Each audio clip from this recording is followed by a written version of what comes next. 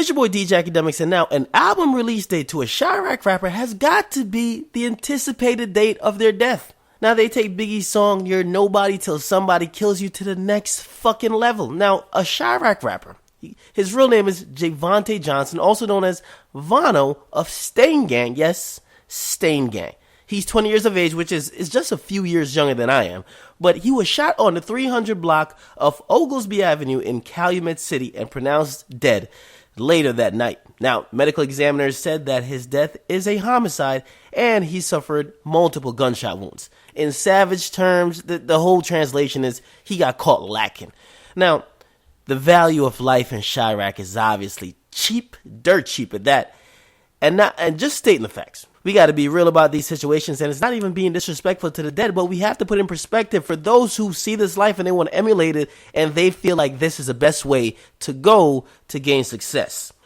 But really think about this. Are we really supposed to be shocked and appalled when a Chiraq rapper who constantly raps about killing ops gets killed himself? I guess the only thing we could really say is that at least he died doing what he loved best. Fuckery. Now, let me tell you the harsh truth and the reality to this. This young man got into this life of fuckery, knowing the consequences, but he ignored the 99% possibility and probability that he'd get killed himself. He focused on the 1% chance that he'd make it out a successful rapper, and a successful gang-affiliated rapper at that, just like Chief Keef. Now, because it seems like a lot of people don't notice, for every Chief Keef you get, and this is a gang affiliated, a guy who made it out of that environment and now he's highly successful, you have at least 100 other wannabes who end up dead before they even get remotely close to the level Chief Keef's on. Now, if you check out Chiraq's fallen rapper Vano's Twitter timeline, it reads like someone who enjoyed the fuckery and the coonery that went on in Chiraq. But really, we gotta get to the core and the sad reality of it all. Most of this shit is being done for social media clout. Niggas want retweet and respect on the internet by people they don't even know. So they're detailing events like one tweet he sent out said, "Niggas shot at me and missed. You know the Lord blessed them." Which you're like, what? They shot at you and they're blessed? Anyway, the thing is, the most people that are entertained by these tweets and retweet it constantly, these kids are like 14-year-old white boys in Wyoming. They're entertained that people actually live this way in real life, and it's the closest thing they could get to real reality TV based in an urban environment. So they see it on Twitter, they're going to hype it up. They're going to hype up your garbage songs. Hopefully you gain some type of fame, and then you're going to meet your demise, and then it's even more reality to everyone that's watching. And then you have a bunch of thoughts, a bunch of bitches that I don't see a lot of females getting killed in Chiraq, but most of these stories are about guys. But the females, they love hyping it up. Now, he even went on to tweet other things like, you ever be on some tweaking shit, wishing you were dead? Well, you don't have to wish anymore.